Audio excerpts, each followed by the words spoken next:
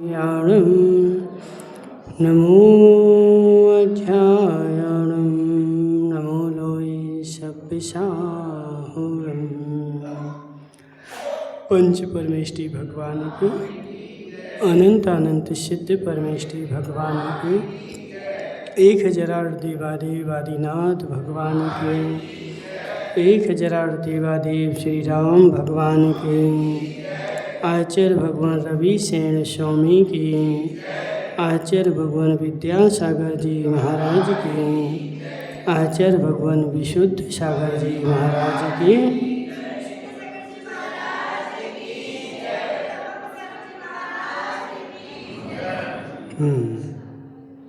यहाँ पर पद्म पुराण चल रहा है और जिस पद्म पुराण में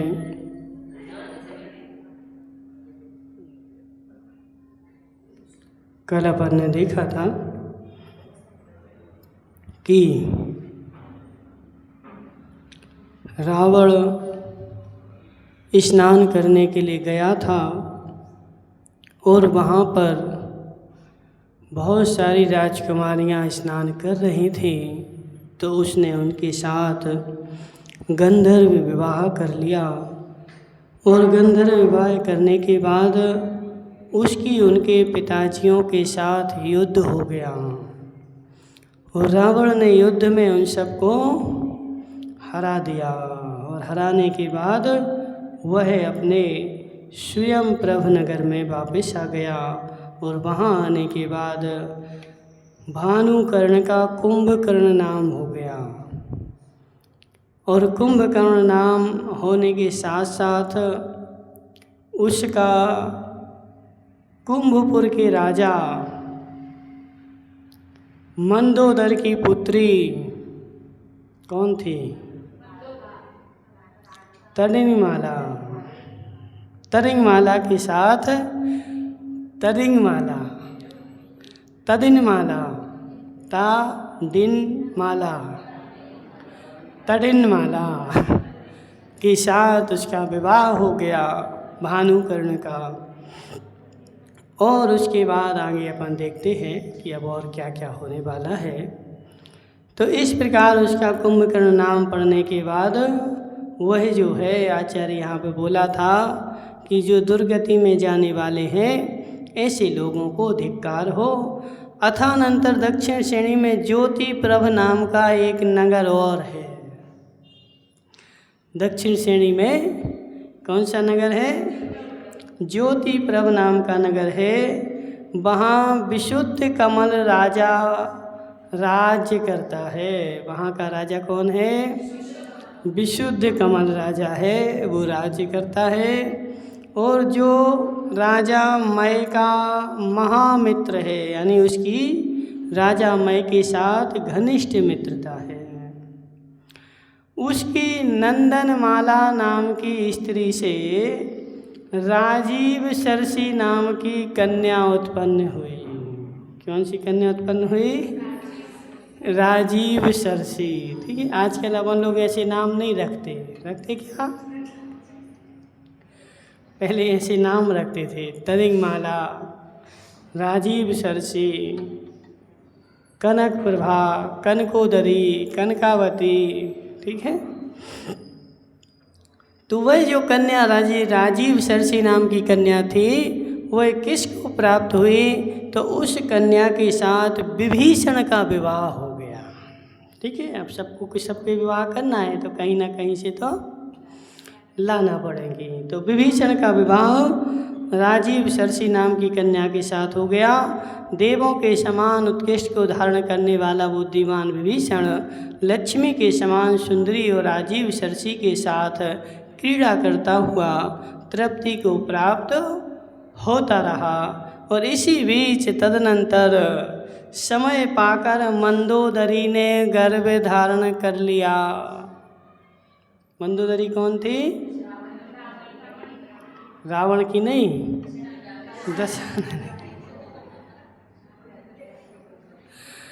रावण तो अभी बाद में होने वाला, अभी हुआ नहीं है, अभी है दशानन। ठीक, तो दशानन की स्त्री मंदोदरी ने सर्वप्रथम गर्भ धारण किया और उस समय उसको जो भी दोहला होता था वह राजा के द्वारा तुरंत ही पूर्ण कर दिया जाता था।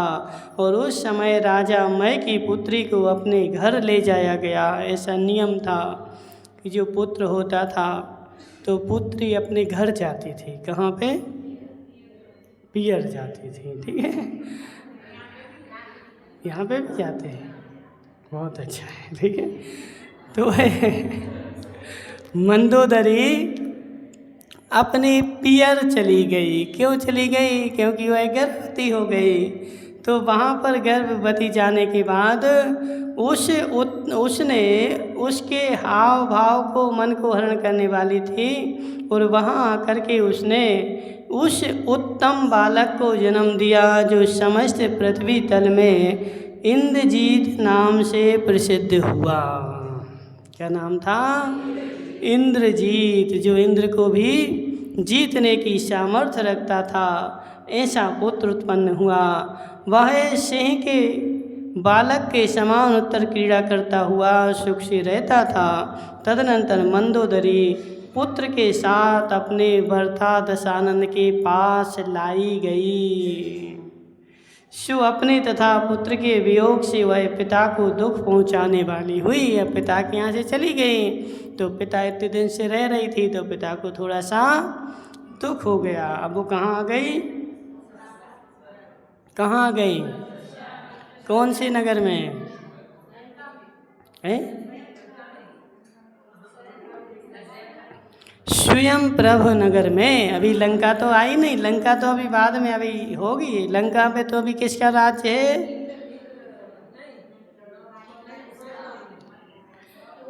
लंका पे किसका राज है? वैश्रवण का है। ठीक है, देखो सब याद करना, ऐसे नहीं चले काम। अभी वर्तमान में मतलब जो प्रकरण चल रहा है इस प्राकृत प्रकरण में अभी लंका रावण के दशानन के पास नहीं है। किसके पास है? वैश्रवण के पास चल रही है। ठीक है ना। तो अभी वह किस नगर में रह रहा है? तो स्वयं प्रभ नगर में रह रहा है। ठीक है, याद करेगा। अपने भर्ता के पास लाई गई और वह इससे उसके पिता को दुख हुआ। दशानन पुत्र का मुख देखकर परम आनंद को प्राप्त हुआ। यथार्थ में पुत्र से बढ़कर प्रीति का और कोई दूसरा स्थान नहीं है। सबसे बड़ा प्रीति का स्थान कौन है? बोलो अर्पित भाई, कौन है?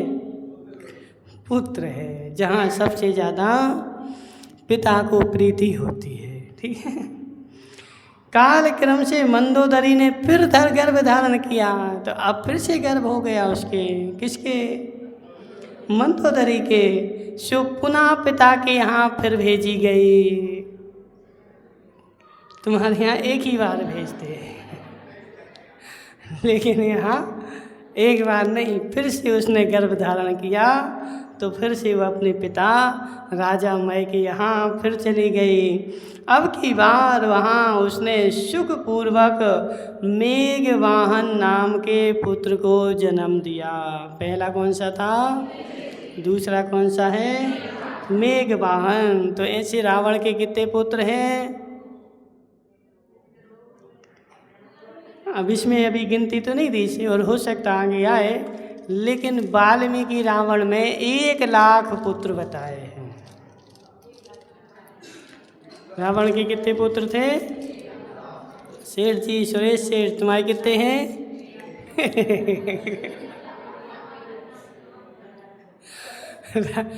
रावण की परंपरा तो चलानी पड़ती ना। एक रावण से कुछ सीख लेनी चाहिए। कितने पुत्र हैं रावण के? 1,00,000 पुत्र, 1,25,000 नाती, ऐसे बुंदेलखंड में बोला जाता है। 1,00,000 पुत्र, 1,25,000 नाती। इतना बड़ा उसका परिवार था। ठीक है, ऐसे ही थोड़ी है। अर्पित भाई क्या सलाह कर रहे हैं?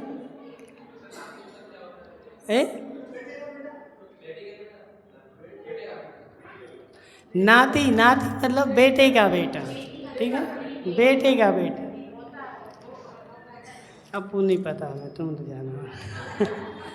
ठीक है, जो भी है सुनो हमारी बात।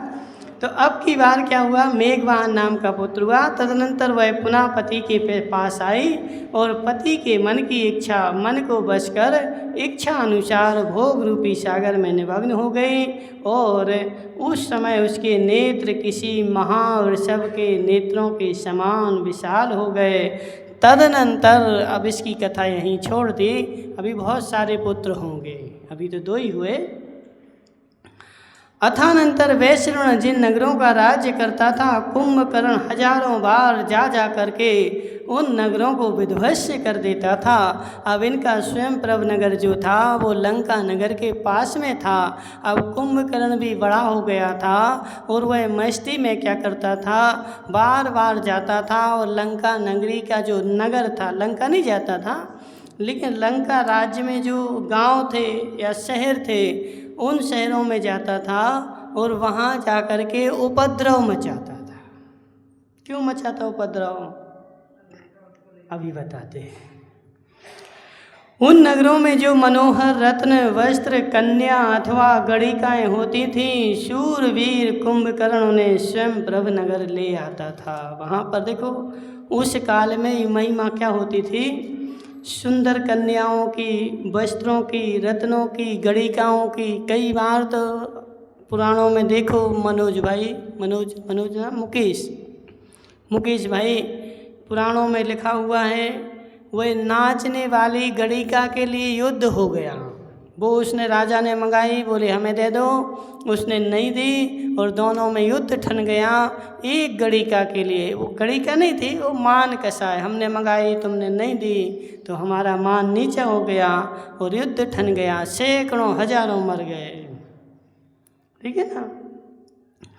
शूरवीर कुंभकर्ण ने स्वयं प्रभ लिया था। तदनंतर जब वैश्रवण को कुंभकर्ण की इस बाल चेष्टाओं का पता चला, तब उसने कुपित होकर शुमाली के पास दूत भेजा।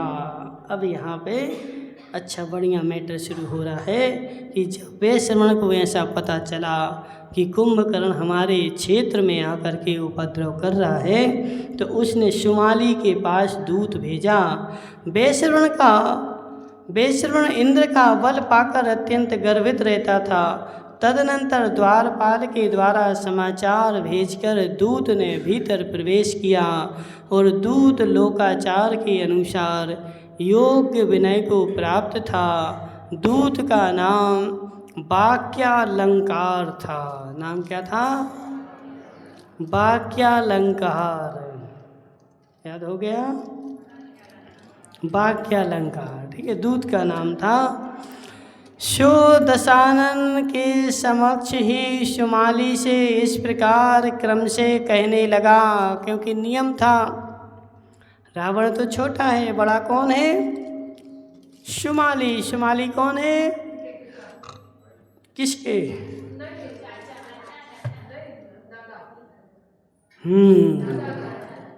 दादा। क्योंकि रावण के पिता तो रत्नश्रवा है और रत्नश्रवा के पिता कौन है? शुमाली हैं। तो दादा अभी बैठे हैं, तो जो भी बड़ा काम होगा वो किससे होगा? दादा से होगा। तो वह दूत जो था किसके पास गया? दादा शुमाली के पास गया। लेकिन वहीं पास में दशानन भी बैठा हुआ था। तो उसने इस प्रकार क्रम से कहना शुरू किया, जिनकी कीर्ति समस्त लोक में फैल रही है, ऐसे वैश्रवण महाराज ने आपसे कुछ कहा है, उसे चित्त को धारण करके सुनो, कान खोल के सुनो। उसने कहा कि तुम पंडित हो, कुलीन हो, लोक व्यवहार के ज्ञाता हो, महान हो, अकार्य के समागम से भयभीत हो और सुमार का उपदेश देने वाले हो। सो तुम्हें लड़कों जैसी चपलता करने वाले अपने प्रमादी पौत्र को मना करना उचित है। तुम अपने पौत्र को मना कर दो बाल चेष्टाएं करने से, ठीक है।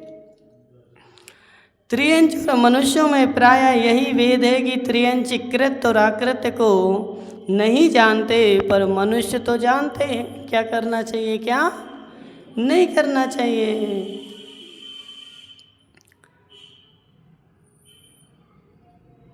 जिसका चित्त दृढ़ था, ऐसे मनुष्य बिजली के समान भंगुर किसी विभूति के प्राप्त होने पर भी पूर्व वृत्तांत को नहीं भूलते।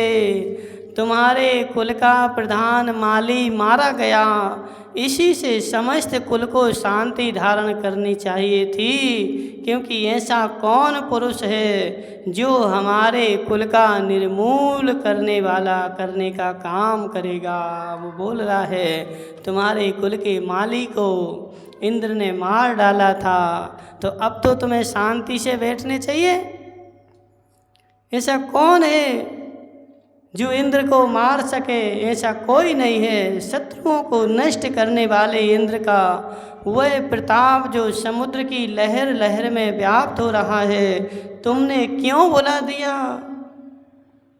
इंद्र का प्रताप समुद्र की लहरों में व्याप्त हो रहा है, तुमने क्यों भुला दिया?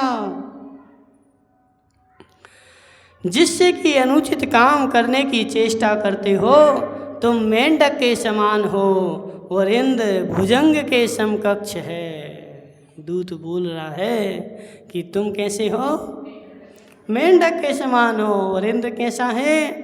भुजंग के समान है, जो भुजंग मेंढक को लील लेता है, अंदर में रख लेता है। सो तुम इंद्र रूपी भुजंग के उस मुख रूपी बिल में क्रीड़ा कर रहे हो, जो डाढ़ रूपी कंटकों से व्याप्त है और विष रूपी अग्नि के तिलंगे छोड़ रहा है। यदि तुम इस चोर बालक पर नियंत्रण करने में समर्थ नहीं हो, तो आज ही मुझे सौंप दो, मैं स्वयं उसका नियंत्रण करूँगा। यदि वह बालक तुम्हारी बातें नहीं मानता हो, तो वे श्रवण ने कह करके बुलाया कि हमें सौंप दो, हम क्या करेंगे? उससे अपनी बात मनवाएंगे। यदि तुम ऐसा नहीं करते हो, तो अपने पौत्र को जेल खाने के अंदर बेड़ियों में बद्ध पाताल लंका बेड़ियों में बद्ध तथा अनेक प्रकार की यातनाएं सहते हुए देखोगे। जान पड़ता है तुमने अलंकारोदय को छोड़कर बहुत समय तक बाहर रह लिया है, अब फिर से उसी बिल में प्रवेश करना चाहते हो। अलंकारोदय कहाँ थी? नीचे थी। तो जब दशानंद बड़ा हुआ था, तो उसने ऊपर में एक स्वयं प्रभ नाम का नगर बसा लिया था। तो अब वह वैश्रवण कह रहा है कि यदि तुम ऐसा अपनी चेष्टाएं नहीं रोकोगे, तो ये स्वयं प्रभ नगर भी हम ले लेंगे और तुम्हें फिर से चूहे की भांति बिल में जा कर के अलंकारोदय में रहना पड़ेगा। यह निश्चय समझ लो कि मेरे या इंद्र के कुपित होने पर पृथ्वी में तुम्हारा कोई शरण नहीं है। यदि हम कुपित हो गए तो क्या होगा? कोई तुम्हें शरण देने वाला नहीं है। जिस प्रकार जरासी हवा चलने से पानी का बबूला नष्ट हो जाता है, उसी प्रकार तुम भी नष्ट हो जाओगे। ऐसा दूत सारा समाचार लेकर के किसके पास आया था? शुमाली के पास। तदनंतर उस दूत के कठोर वचन रूपी वायु के वेग से जिसका मन जल आघात को प्राप्त हुआ था, ऐसा दशानन रूपी महासागर परम क्षोभ को प्राप्त हुआ और दूत के वचन सुनते ही दशानंद की ऐसी दशा हो गई मानो किसी ने उसके अंग पकड़कर झकझोर दिए हों। झकझोरना जानते हो?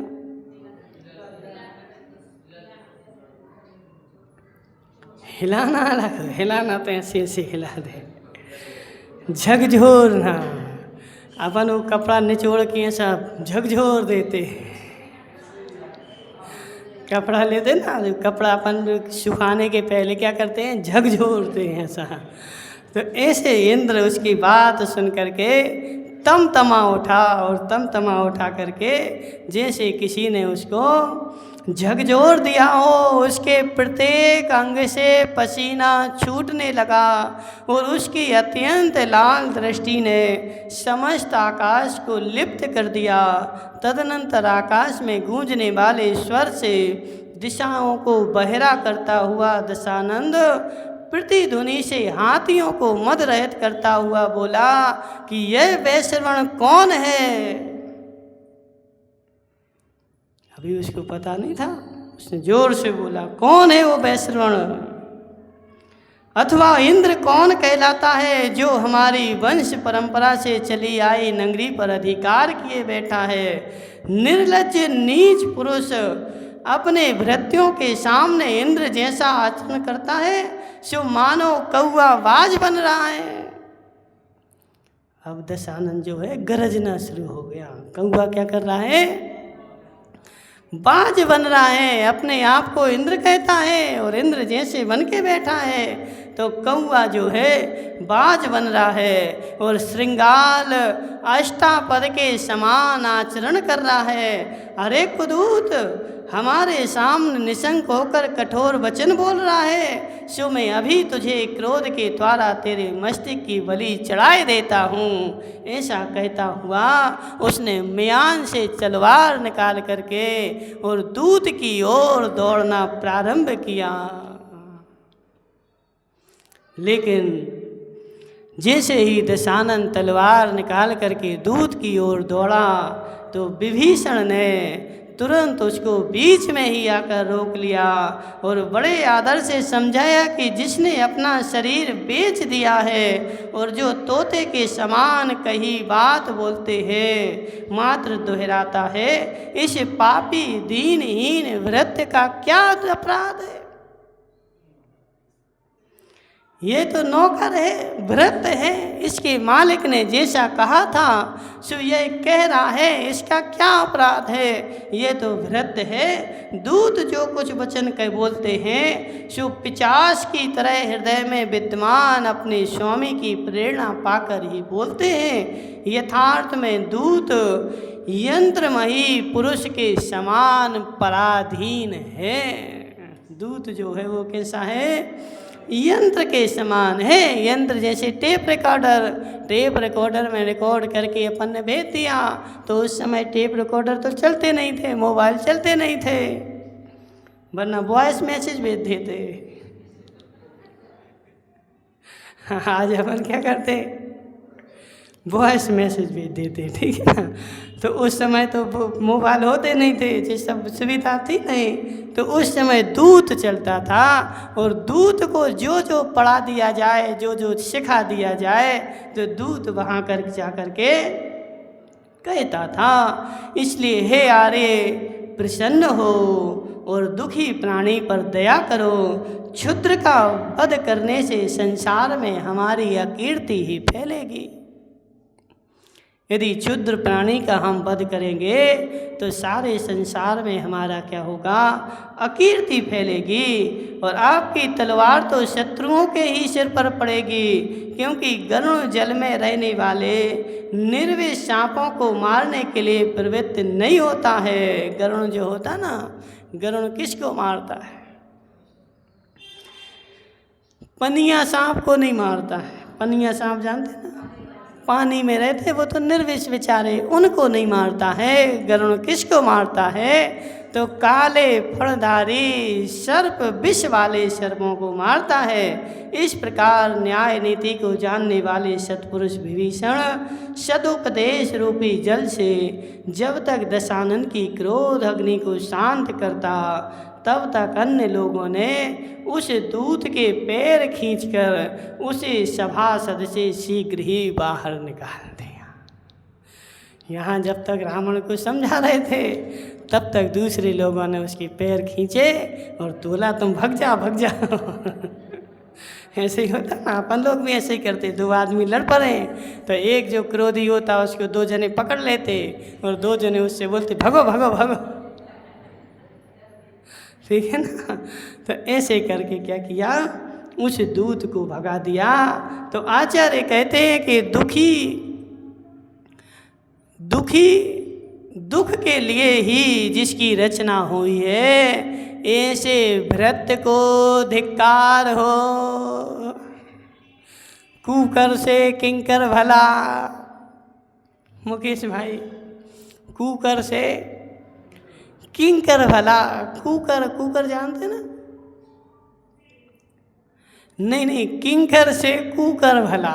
किंकर मतलब नौकर, तो नौकर से कुकर भला। कुकर मतलब है कुकर, कुकर मतलब श्वान, जो गलियों में कम से कम पूंछ उठा के तो घूमता है, लेकिन नौकर को पूंछ उठा के घूमने की भी आज्ञा नहीं होती है। इसलिए आचार्य बोल रहे ऐसे भृत्य के लिए धिक्कार हो।